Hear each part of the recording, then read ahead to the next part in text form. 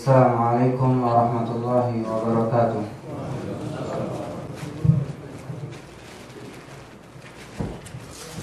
Innal hamdalillah nahmaduhu wa nasta'inuhu wa nastaghfiruh wa na'udzu billahi min shururi anfusina wa min sayyiati a'malina.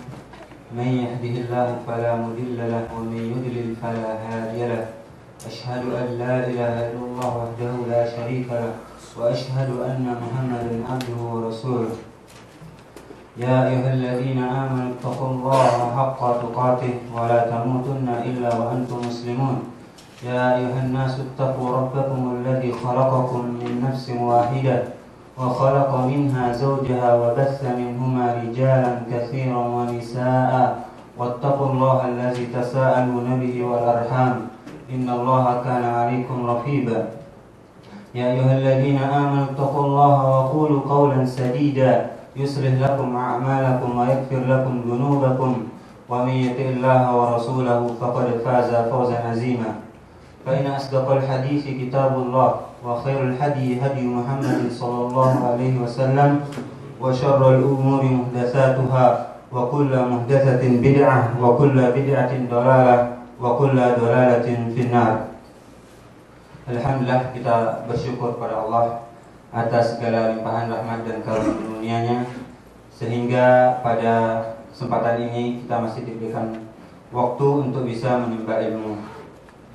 Insyaallah kajian kita sebagaimana biasanya kita akan melanjutkan pelajaran yang biasanya disampaikan oleh Ustaz Nurdin, namun karena berhalangan saya akan mencoba membahas lagi ya tentang kitab tauhid. Tentunya insyaallah kita mohon pada Allah supaya diberikan ilmu yang bermanfaat, yaitu ilmu yang bisa kita amalkan. Amin ya insyaallah. Insyaallah kita akan lanjutkan pelajaran kita pada bab ya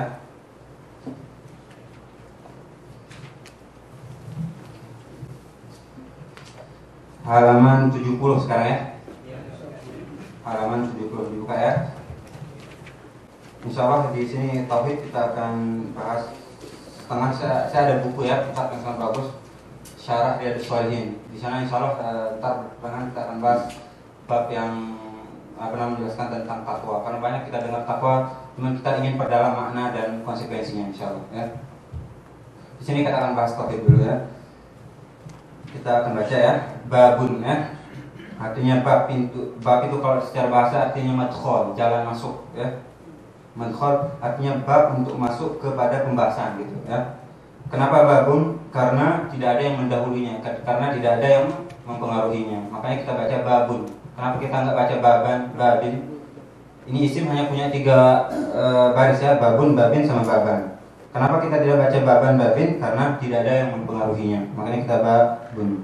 Minasyirki. Lihat tuh karena ada huruf jar ya. Minasyirki. Di antara syirik atau yang termasuk syirik. Min di sini artinya bisa berarti di antara atau dari ya. Minasyirki yaitu di antara yang termasuk dalam perkara syirik, labsul halaqah ya. Labsu itu artinya masdar ya. Dia bukan isim di sini. Oh, dia bukan fi'il di sini ya. Fi'ilnya adalah labisa yalbasu, artinya memakai. Kalau di sini labsu artinya memakai ya. Labsul halaqah wal khayti ya. Lihat nih, labsul khayti. Di sini ada mudhaf ilaih ya. Labsul khalaqati. Wa di sini ada disebut huruf ataf ya. Nah, ada kemarin kita jelaskan ya huruf ataf wal khayti. Nah, wal khayti ini yang disebut dengan ma'tuf ya, ma'tuf karena ada huruf atofnya. Wal khayti wa nahwihima li raf'il bala aw daf'ihi, yaitu di antara perkara syirik yaitu menggunakan gelang atau memakai gelang.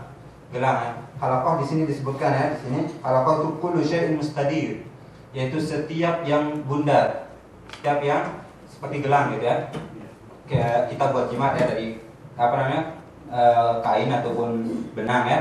Nah, itu disebut halaqah. Itu di antara perkara syirik ya, memakai halaqah. Halaqah itu artinya gelang.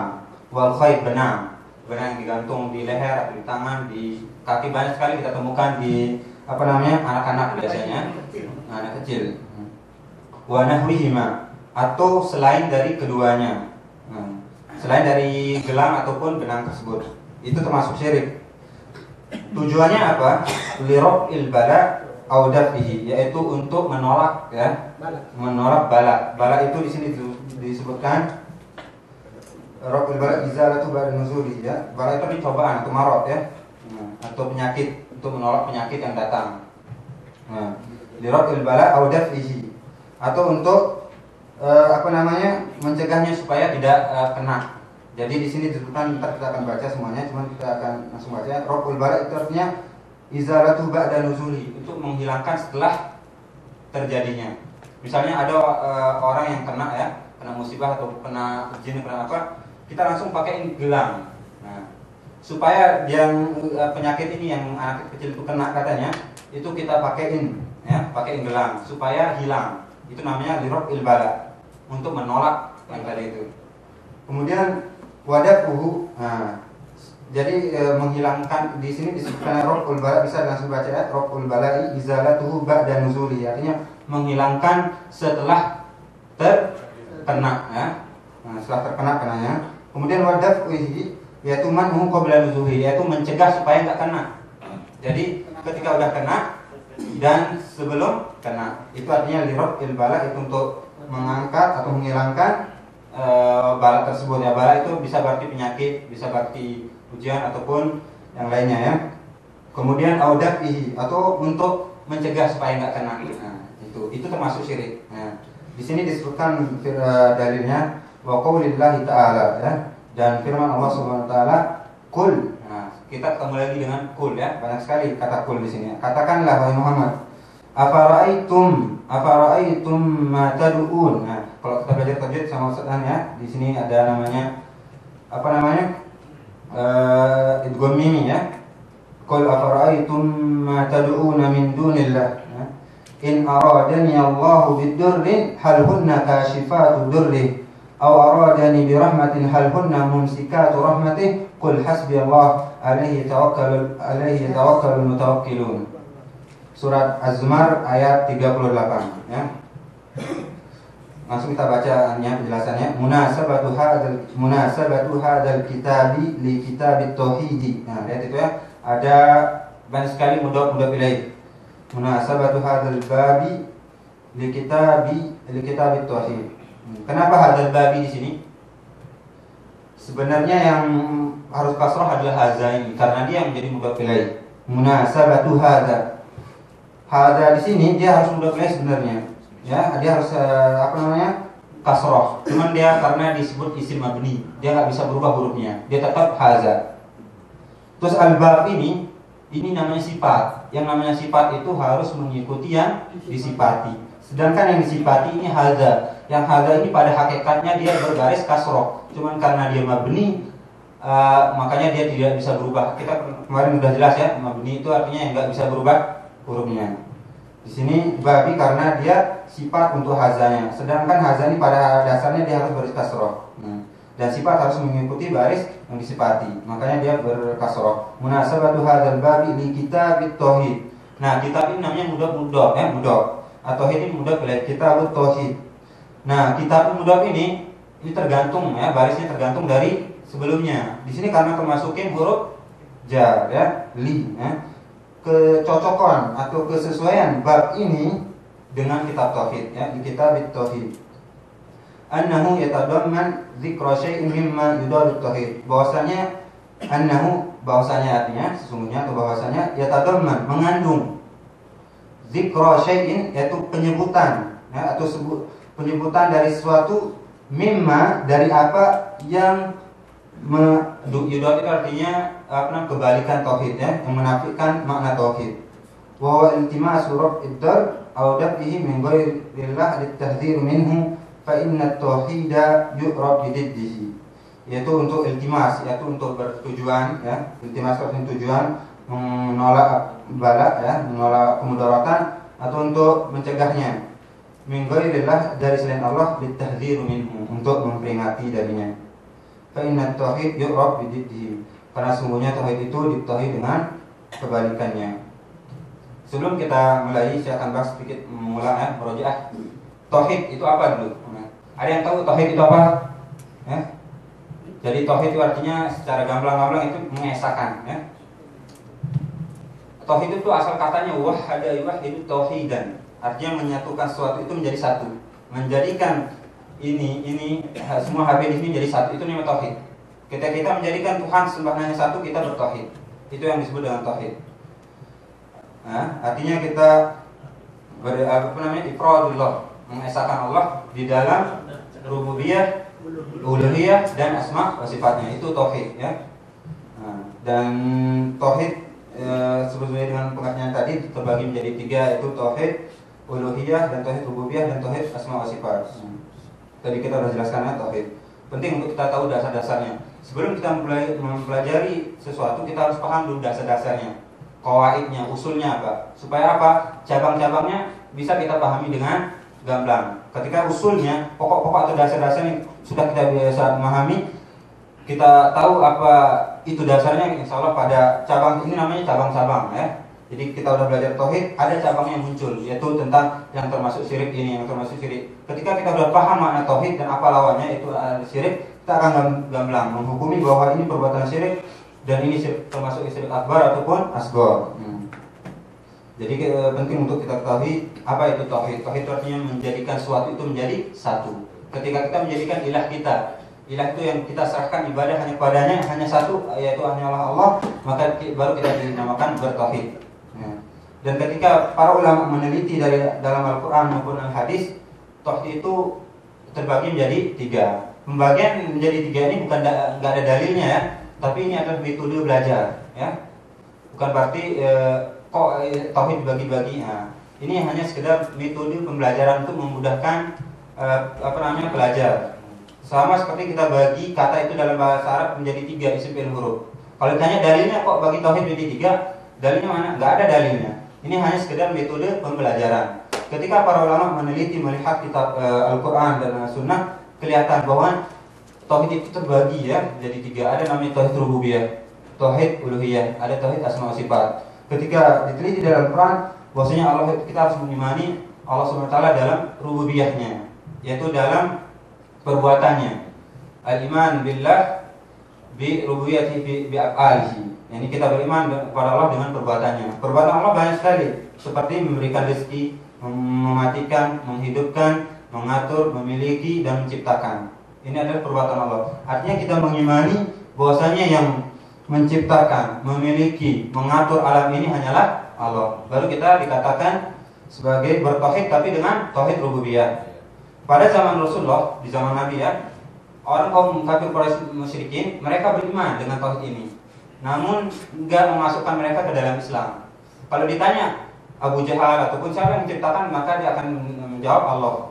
Nah, orang kafir Quraisy dulu, makanya Rasul itu datang bukan untuk membuat agama baru, tapi mentajdid ya, untuk memperbaharui agama mereka, itu agama Hanafiyah namanya. Dulu sebelum Rasulullah datang ada tiga agama ya, ada namanya Yahudiyah, Nasraniyah, ada kafir dan ada Hanafiyah. Hanafiyah ini yang masih ikut agamanya Nabi Ibrahim. Ketika agama Nabi Ibrahim ini sudah surut, sudah kurang penambahan, Rasulullah datang diutus untuk memperbarui agama ini. Pada zaman Rasulullah mereka kaum musyrikin, mereka berhaji juga ya, bersedekah juga. Cuman caranya, syariat setiap rasul itu berbeda ya, tapi ajaran mereka hanya satu, yaitu menyembah hanya kepada Allah. Makanya Rasulullah diutus untuk memperbarui agama yang telah rusak, yang telah dicampur adukkan dengan syirik-syirik.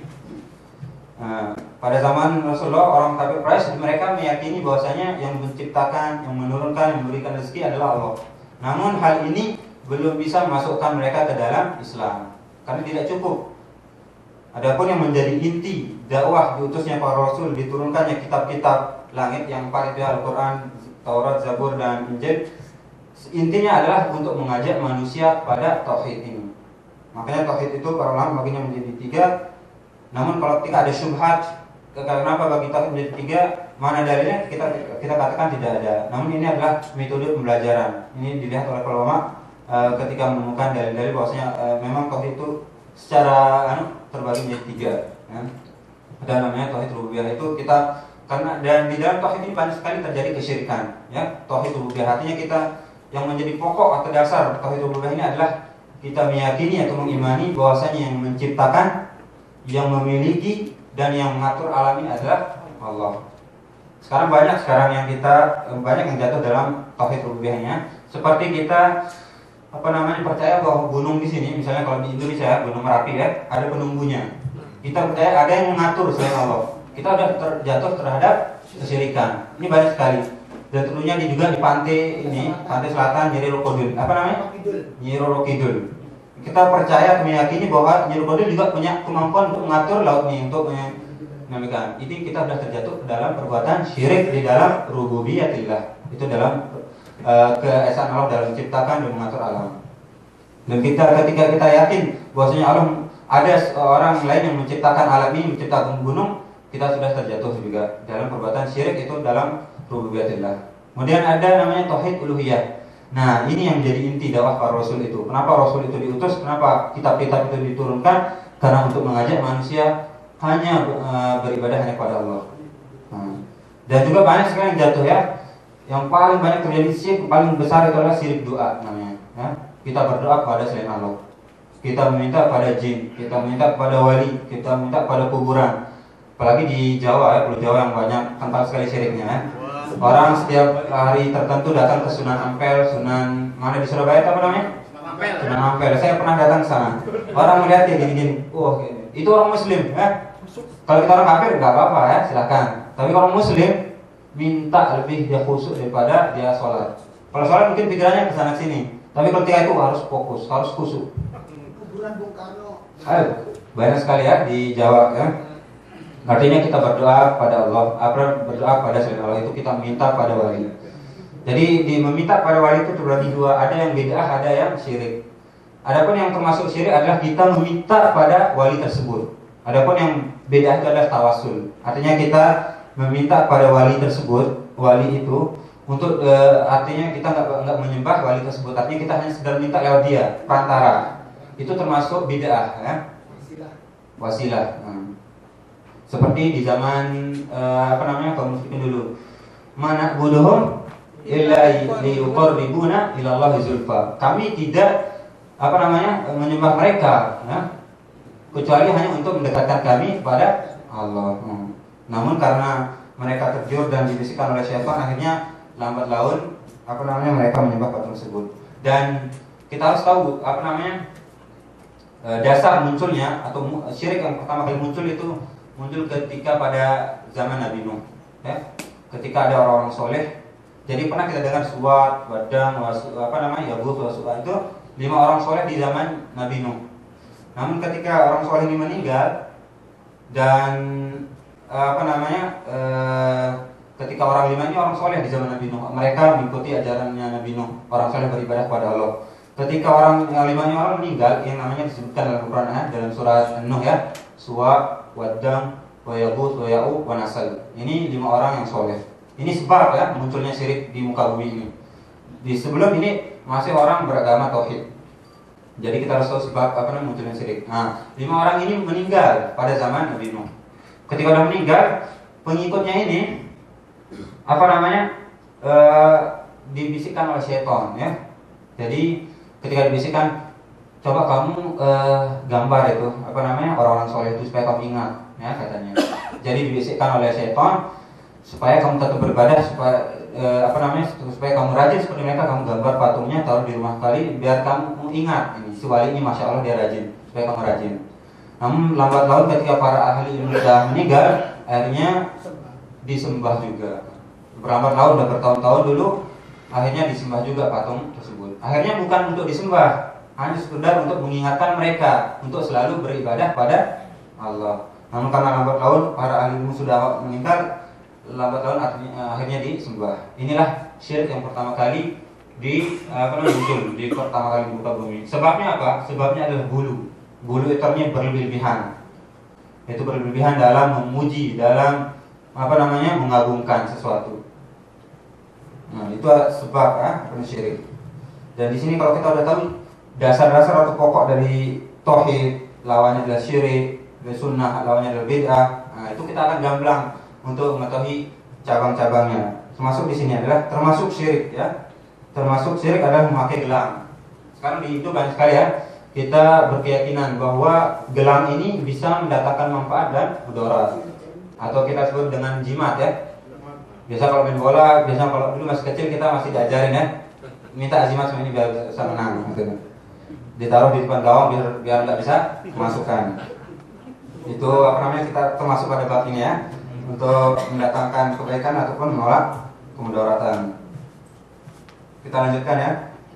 Minasyirk, yaitu di antara syirik min tad'idiyah, yaitu ay minasyirkil akbar. Nah, ini yang termasuk syirik akbar ya. In i'taqada anna hadhil asya' tanfa'u tadur bi dzatiha.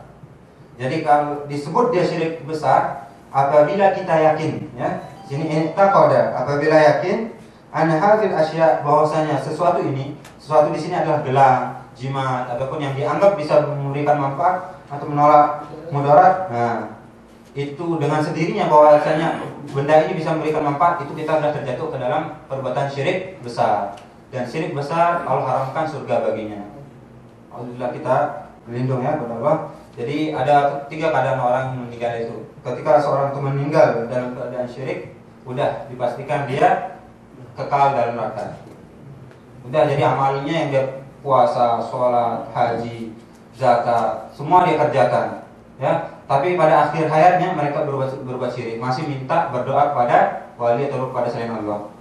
Semua amalannya itu terhapus dengan perbuatan syirik tersebut.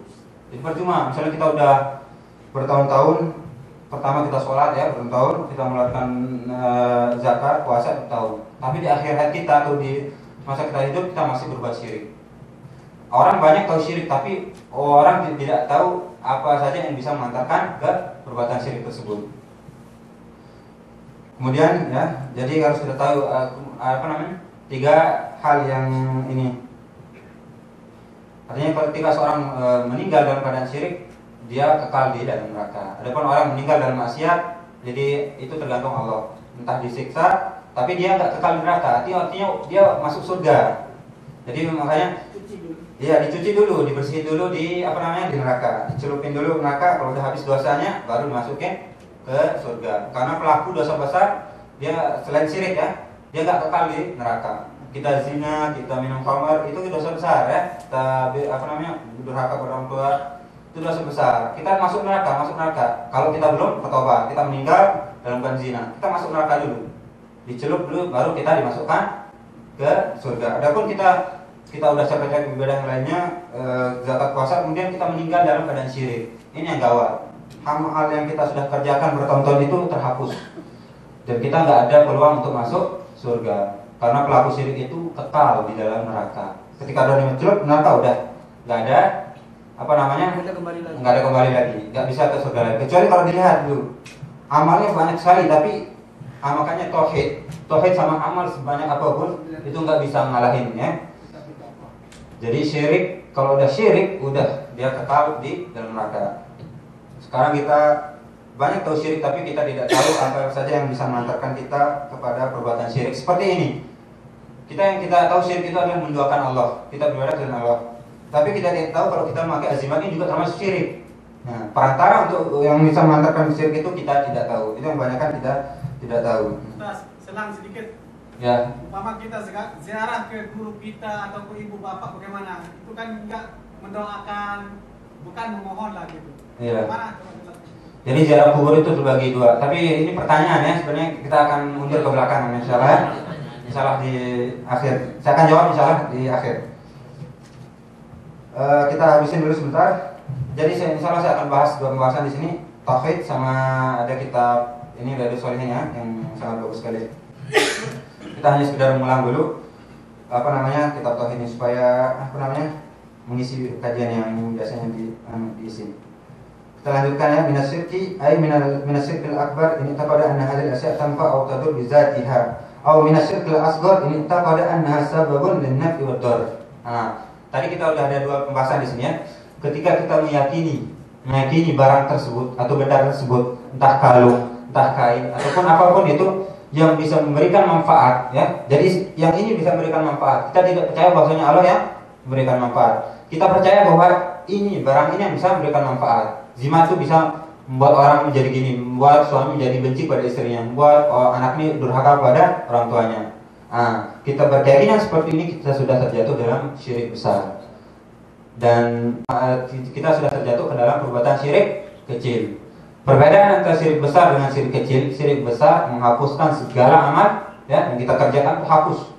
Percuma kita ibadah kalau udah berbuat syirik. Kemudian kita kekal di dalam neraka, enggak ada ampunan. Kan disebutkan ya dalam innallaha la yaghfiru an yushraka bihi wa yaghfiru ma duna dzalika liman yasha. Sesungguhnya Allah tidak akan mengampuni dosa ya, syirik ya, dan akan mengampuni dosa selain syirik tersebut.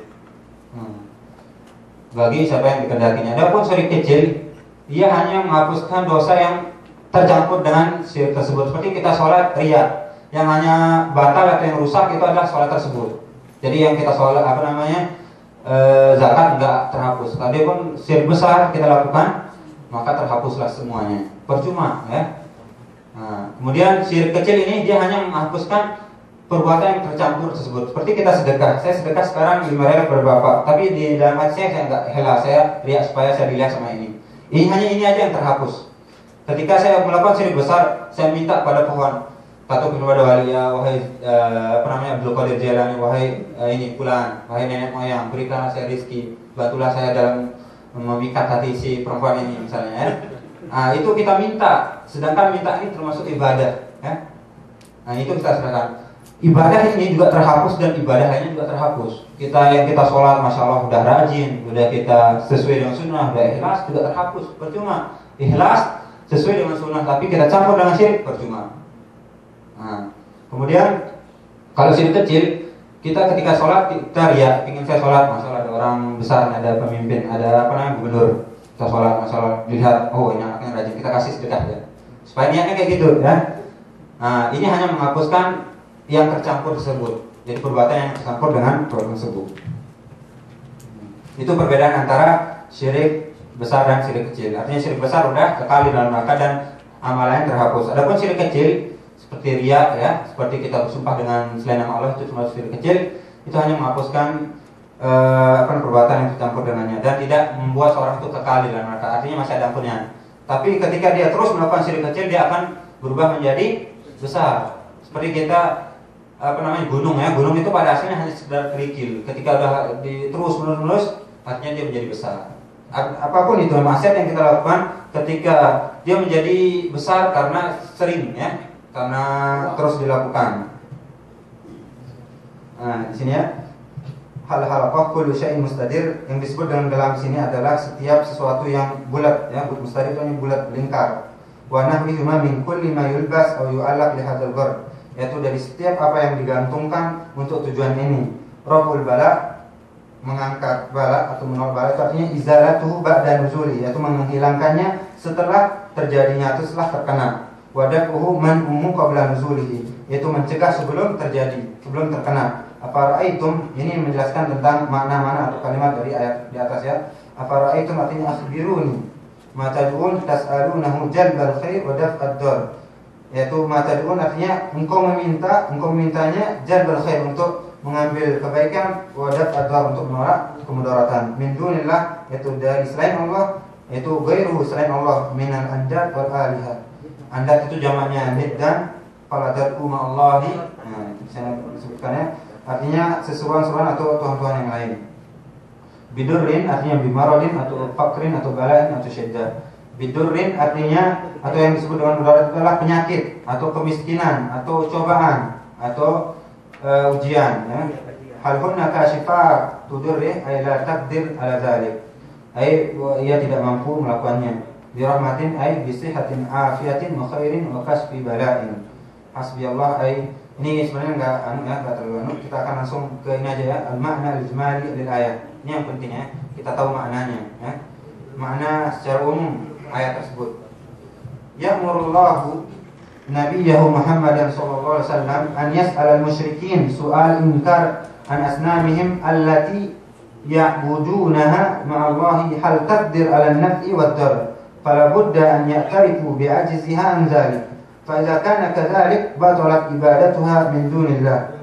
Makna secara umum ayat tersebut di atas, bahwasanya ya'murullahu nabiyahu Muhammadan sallallahu alaihi wasallam, bahwasanya Allah memerintahkan nabinya Muhammad sallallahu alaihi wasallam an yas'al musyrikin, untuk meminta kaum musyrikin suatu suatu pertanyaan ingkar, ya. Artinya yang bertanya sekaligus mengingkari. An asnamihim allati ya'budu, artinya untuk bertanya tentang patung-patung. Asnam itu jamaknya sonam, ya. Sonam itu artinya patung atau sembah, ya. Asnamahum allati ya'buduna, itu patung-patung yang mereka sembah dari selain Allah. Kaum musyrikin juga menyembah Allah, ya. Di zaman Rasul mereka juga menyembah Allah. Di samping itu mereka juga menyembah berhala-berhala tersebut. Makanya di sini disebut ma Allah. Artinya mereka menyembah berhala tersebut sekalian juga menyembah Allah. Hal takdir al-naf wa dar. Apakah patung-patung yang mereka sembah itu bisa memberi manfaat ataupun mudarat? Fala budda, maka harus an ya'tarifu bi ajziha an dzalik. Mereka mengaku bahwasanya patung-patung mereka tidak bisa memberi manfaat. Sama seperti kisahnya Nabi Ibrahim, ya. Nabi Ibrahim ketika hari acaranya kaum musyrikin, ya. Orang kaum musyrikin pergi, ya, pergi acara mereka ke acara hari besar mereka, pesta, ya, minum-minum khamar. Kemudian Ibrahim datang ke sebuah gereja, ya, yang disebut di sana mushola atau masjid. Yang mana di dalam tempat tersebut terdapat patung-patung mereka, patung-patung yang mereka sembah. Ya, ini pada zamannya Nabi Ibrahim. Kemudian Ibrahim datang dengan bawa kapak, menghancurkan seluruh patung yang ada di dalamnya. Patung-patung yang kecil, ada patung yang besar, ya. Kemudian menaruh kapak yang ada di yang besar. Kemudian ketika kaumnya datang, kaget, heran, siapa yang berani melakukan perbuatan ini kepada Tuhan kami. Ketika ada yang melihat, katanya ada yang mungkin Ibrahim karena dia yang benci pada agama kita ini. Artinya dipanggil Ibrahim, kemudian disidang. Wahai Ibrahim, apakah engkau yang melakukan hal ini, engkau yang menghancurkan patung-patung kami? Kalian bodoh. Kenapa kalian tidak tanya dengan patung yang besar itu? Coba lihat kapak yang ada di tangannya. Wahai Ibrahim, engkau tahu bahwa patung ini tidak mendengar dan tidak bisa berbuat apa-apa. Baik, kenapa antum menyembahnya? Makanya ditanya, kami tahu dia tidak bisa membuat apapun, tapi karena kita ingin menjadikannya wasilah, wasilah artinya tawasul. Tapi mereka juga menyembah. Jadi tawasul itu ada dua. Ada tawasul yang syar'i, ada tawasul yang mamnu, yang dilarang. Tawasul yang disyariatkan adalah kita menjadikan seorang itu perantara, ada syaratnya, ya. Yaitu kita meminta kepada orang yang soleh yang masih hidup, yang dalam keadaan hadir. Itu syaratnya. Jadi orang misalnya saya minta kepada saya sudah masih hidup, dia orang alim, ya Allah, wahai sudah mintakan saya kepada Allah supaya saya lulus di satu universitas ini. Ini boleh. Dapur kita minta kepada wali yang sudah meninggal, wahai wali, mintakanlah saya kepada Allah. Dia tidak bisa ngapa-ngapain, ya. Dia untuk menolong dirinya sendiri, dia juga tidak mampu, ya. Dia untuk menolong dirinya di dalam kubur, kalian minta kepada saya aja disiksa di dalam kubur ini. Jadi itu yang tidak diperbolehkan. Ya mungkin untuk tauhid saya cukupkan sampai sini. Ada pembahasan lain yang mungkin penting juga untuk kita bahas pada pagi ini, ya. Saya jawab sedikit, ya, tentang tauhid tadi, ya. Apa tadi pertanyaan? Masalah kubur, ya. Jadi ziarah kubur itu yang masih hidup, ya? Iya, yang telah meninggal. Yang telah meninggal. Oh, ziarah kubur, ya. Kirain ziarahi ke ini, ya. Jadi ziarah kubur itu terbagi menjadi dua, ya. Pada zaman Rasulullah dulu ziarah kubur itu dilarang, ya. Karena khawatir mereka meminta pada kuburan. Namun pada saat itu juga diberikan diperintahkan lagi. Kuntu nahaitukum an ziyaratil kubur. Fal'an zuruha. Dulu saya melarang kalian untuk menziarahi kubur karena takut kalian menyembah atau meminta pada kuburan tersebut. Tapi sekarang ziarahilah kubur. Tapi tujuannya berbeda, ya. Ziarah yang diperbolehkan sekarang ini adalah ziarah untuk mengingatkan kita pada kematian, bukan kita datang menziarahi kubur untuk meminta. Jadi ada ziarah kubur yang diperbolehkan, yaitu kita datang ke kubur untuk mengingatkan kita kematian dan untuk kita mendoakan penduduknya. Kita menziarahi orang tua kita, kuburnya yang sudah meninggal, nggak apa-apa. Sama dengan tujuan kita untuk mengingat mati dan untuk mendoakan orang tua kita. Bukan kita datang untuk meminta, karena kita kebanyakan kita di Indonesia datang kuburan dengan bawa sajen, bawa macam, ya, minta kepada penghuni kubur. Apalagi kalau penghuni kuburnya orang soleh. Ini yang tidak diperbolehkan. Ya. Kalau ada yang bertanya, satu lagi bisa. Apa, ya? Satu, ya. Apakah ada syariat, ya, yang dibolehkan seseorang itu berdoa untuk mendoakan orang tuanya harus di kuburan. Jadi mendoakan itu nggak dikhususkan tempatnya ya.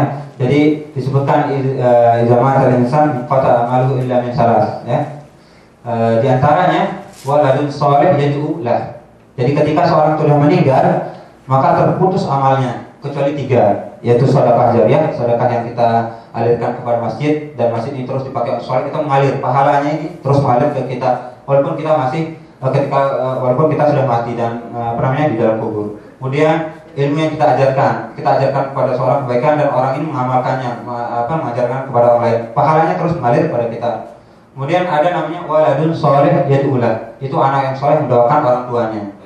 Mendoakan di sini nggak disebutkan tempatnya, yad'ulahu fi qabrihi, yad'ulahu fi baitihi. Nah, ini umum ya. Jadi kita doakan di mana saja kita berada. Adapun kalau kita mengkhususkan kita doa itu harus di kubur, itu nggak diperbolehkan. Ibadah itu boleh-boleh saja, tapi mengkhususkannya pada waktu, tempat dan jumlah tertentu itu tidak diperbolehkan. Dan pada dasarnya ibadah itu terlarang. Sampai kalau ada dalil yang jelasannya mensyariatkan ziarah kubur kita diperbolehkan. Namun kita mengkhususkan sekarang di kubur kita doakannya ini yang tidak diperbolehkan. Adapun karena kebetulan kita ziarah sekalian terus mendoakannya maka diperbolehkan. Sekian ya. Ya, kita meyakinkan, banyak orang meyakinkan bahwa adanya racun tikus itu memabukkan atau mematikan. Itu apa termasuk? Nah ini pertama racun itu secara kita kembali pada hakikatnya, yang mematikan dan menghidupkan itu hanyalah Allah. Namun kita karena dia sebab ya, dia ini hanya sebab, sebagai kita tidak percaya hanya sekedar sebab, itu tidak mengapa. Berbeda dengan yang tadi itu ya, yang kita menggantungkan itu dia hanya kita sebagai sebab, dia termasuk pada syirik kecil. Seperti kita minum obat ini sekarang kita percaya bahwa obat ini yang menyembuhkan kita, ini kita sudah termasuk syirik. Tapi karena hanya dia sebagai sebab, itu nggak mengapa. Kita minum obat banyak, kalau pusing ini minum obat ini. Nah, tapi jangan kita percaya bahwa yang menyembuhkan itu obat ini, namun dia hanya sekedar sebab atau perantara. Nah, seperti itu ya. Kalau nggak ada pertanyaan, kita akan lanjutkan di kitab Riyadhus Shalihin ya. Insyaallah kita akan bahas tentang pembahasan takwa ya. Karena ini banyak sekali ya. Ya ayyuhalladzina amanu taqullaha wattaqullaha, padahal apa sih takwa itu ya? Supaya kita tahu dengan jelas ya makna dari takwa.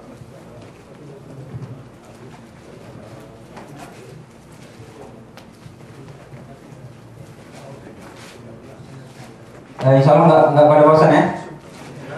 Insyaallah ya.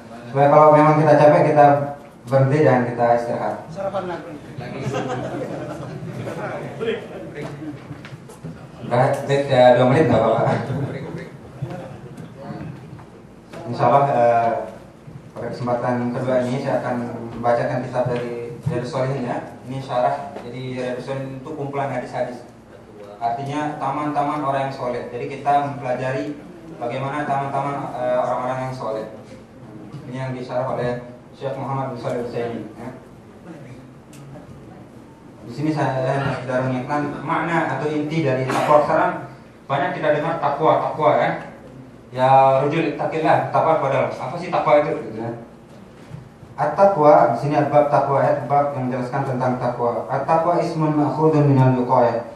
Takwa itu adalah suatu kata yang diambil dari kata wiqayah. Wiqayah itu artinya perlindungan ya.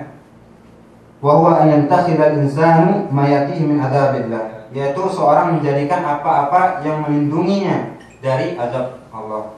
Contohnya kita sholat. Dengan sholat ini dia melindungi kita dari azab Allah. Itu namanya takwa. Kasih di sini akan disebutkan walladzi yaqika min adzabillah huwa fi'lu awamirillah wa ijtinabu nawahi.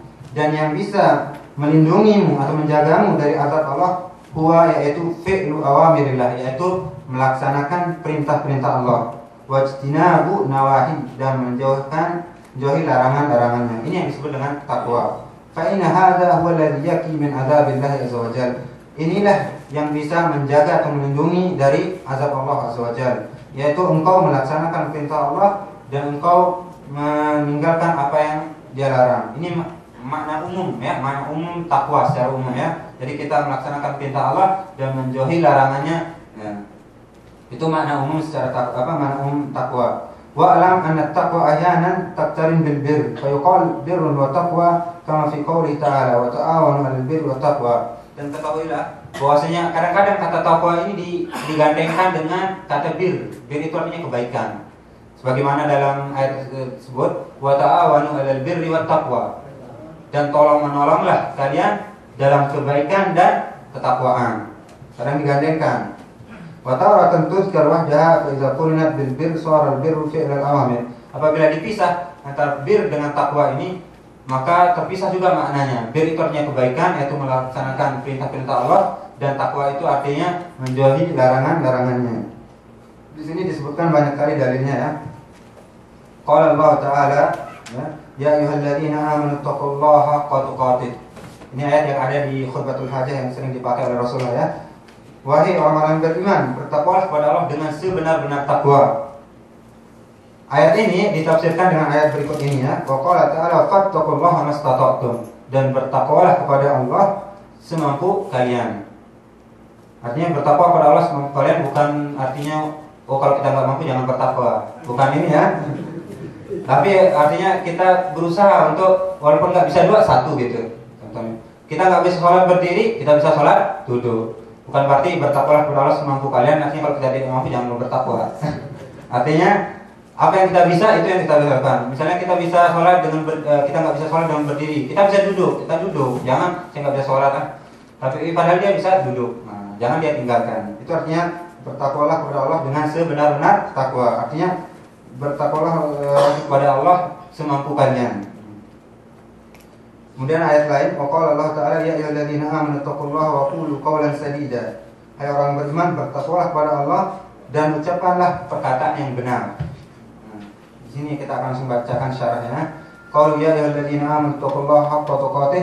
Hai orang-orang yang beriman, ya, bertakwalah kepada Allah dengan sebenar-benar takwa.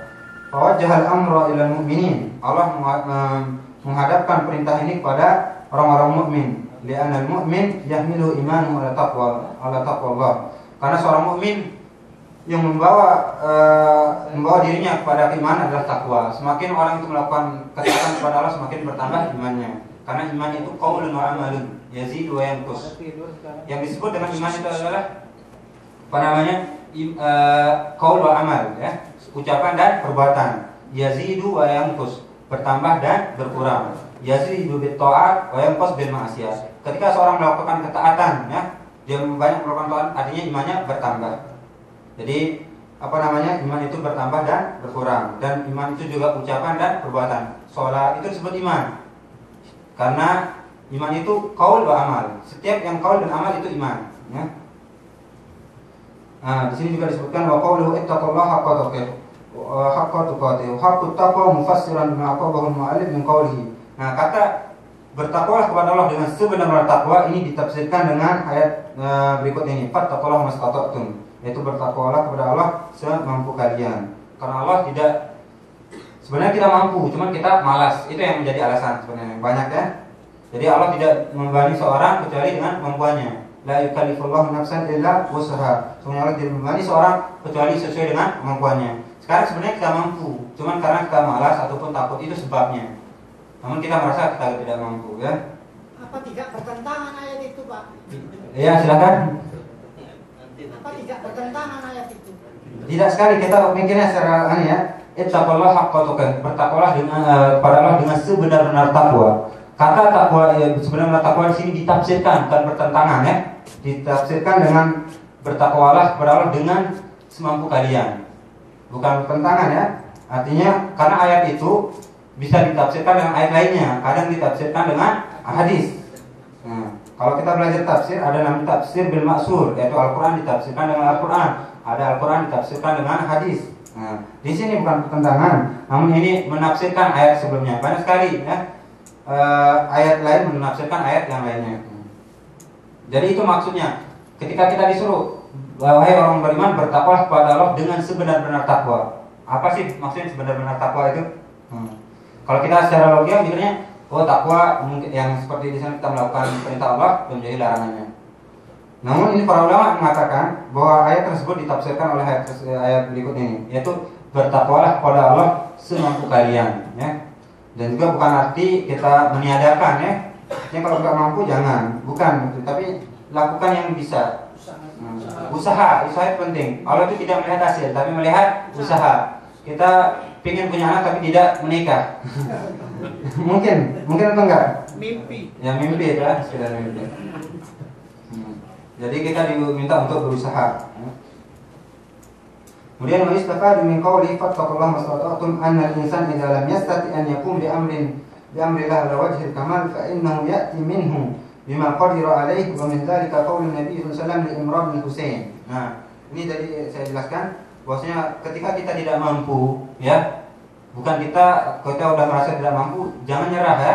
Apa yang kita bisa lakukan, kita lakukan. Seperti kita sholat. Sekarang kaki saya sakit ya, nggak bisa berdiri. Udah saya nggak sholat ya. Kayak gitu. Di sini kita disebutkan sholli qa'iman fa in lam tastati fa qa'idan fa in lam tastati fa ala jam. Sholatlah kamu, ini apa namanya? Rasulullah membimbing seorang sahabat namanya Imran bin Husain ya. Yang itu ketika bertanya ya, ketika engkau tidak mampu, disuruh sholatlah kalian dalam keadaan berdiri. Dengan berdiri, sholatlah dengan berdiri. Jika kamu tidak mampu, maka dengan duduk. Jika tidak bisa duduk, maka ala jam, artinya berbaring. Nah, ini tingkatan takwa. Jadi takwa itu bukan kita tinggalkan serius. Artinya kalau kita tidak mampu, kita tidak lakukan, tapi kita lakukan apa yang kita bisa lakukan. Kemudian farataba Nabi sallallahu alaihi wasallam as-salata bihasbil istita'ah wa bi an yusalli qa'iman fa in lam yastati' fa qa'idan fa in lam yastati' fa ala janb. Hakadha aidan baqiyatul awamir wa mithlu as-sawm idza lam yastati' al-insan an yasum fi Ramadan fa innahu yu'akhiruhu. Seperti orang tidak mampu besok ya. Ada orang yang misalnya terkena uzur, nggak bisa puasa. Ya ganti ya qada dengan hari-hari yang lain. Untuk panitia kita sampai jam berapa? 11 ya. Nah, seperempat jam lagi ya insyaallah. Itu ada tingkatan untuk takwa. Dan juga takwa ini banyak kali disebutkan di sini ya. Fa idza taqal insan rabbahu wa qala qawlan sadidan hasala ala fa'idatain. Kita lanjut kepada ayat yang tadi ya. Ya ayyuhalladzina amanu taqullaha wa qulu qawlan sadida yuslih lakum a'malakum wa yaghfir lakum dzunubakum. Allah memerintahkan dua perkara di ayat tersebut, yaitu dengan kita bertakwa kepada Allah dan mengucapkan perkataan yang benar. Qaulan sadidan artinya ucapan yang sesuai dengan kenyataan, sesuai dengan kebenaran. Ketika kita sudah bertakwa kepada Allah dan mengucapkan qaul, ucapan yang benar, maka kita mendapatkan dua faedah, yaitu Allah akan yuslih lakum a'malakum. Allah akan memperbaiki amal-amal kita. Yang mana kita sholat tanpa rukun, kita akan diperbaiki menjadi kita sholat dengan rukun dan syarat dan kewajiban-kewajibannya. Artinya kita diperbaiki sholat kita atau ibadah kita. Wa yaghfir lakum dzunubakum, dan akan mengampuni dosa-dosa kita. Dan juga di ayat lain ya banyak kali tentang keutamaan takwa ini ya. Wa may yattaqillaha yaj'al lahu makhraja wa yarzuqhu min haitsu la yahtasib. Dan bagi yang bangsa yang bertakwa kepada Allah, maka Allah akan menjadikan baginya jalan keluar dari setiap masalahnya. Jadi orang yang banyak masalahnya berarti dia nggak bertakwa. Ya kan? Kalau kita bandingkan dengan ini. Tapi ada orang yang cobaan atau ujian itu datang dengan dua faedah. Ada karena sebab dosa. Kadang seorang itu berbuat dosa, kadang diuji langsung, diazab langsung oleh Allah di dunia. Ada karena imannya semakin kuat. Allah ingin uji dia. Apakah imannya masih teguh ketika saya kasih cobaan ini? Nah, itu jadi ada dua faedah. Ketika kita mendapatkan musibah harus perhatikan. Kita harus ingat dosa apa yang kita lakukan. Mungkin tadi saya dapat tabrakan karena tadi saya memakan riba atau mengambil hak orang atau mencaci maki orang. Nah, itu sebabnya. Jadi juga disebutkan asabakum musibatin illa bima kasabat aydiyakum. Tidaklah suatu cobaan menimpa kalian kecuali disebabkan karena tangan kalian. Jadi ada dua faedah, artinya ketika kita diuji oleh Allah, diberikan cobaan, kita mengingat dosa kita, apa yang saya lakukan tadi. Ya. Terkadang ini sebab pertama. Kadang juga untuk mengetes atau menguji keimanan kita. Jadi ketika iman kita udah kuat, jadi orang itu diuji ala kadar imannya. Tergantung dari imannya. Ketika iman seorang kuat itu akan semakin diuji oleh Allah. Ya. Jadi ketika kita udah belajar Al-Quran dan Sunnah, bisa memahami pemahaman salaf, kita akan terus diuji. Kita diuji dengan pemahaman suku, dan ini yang paling enak ya, kita dikasih rezeki secara apa namanya? Tanpa kita duga-duga. Wa yarzuqhu min haitsu la yahtasib. Jadi kalau kita pernah dapat rezeki yang kita tidak sangka datang, itu tandanya kita bertakwa. Ya, kalau misalnya saya duduk kok dapat rezeki ya, masya Allah. Mungkin karena sebabkan kita bertakwa itu, kita berzikir, kita melakukan kebaikan.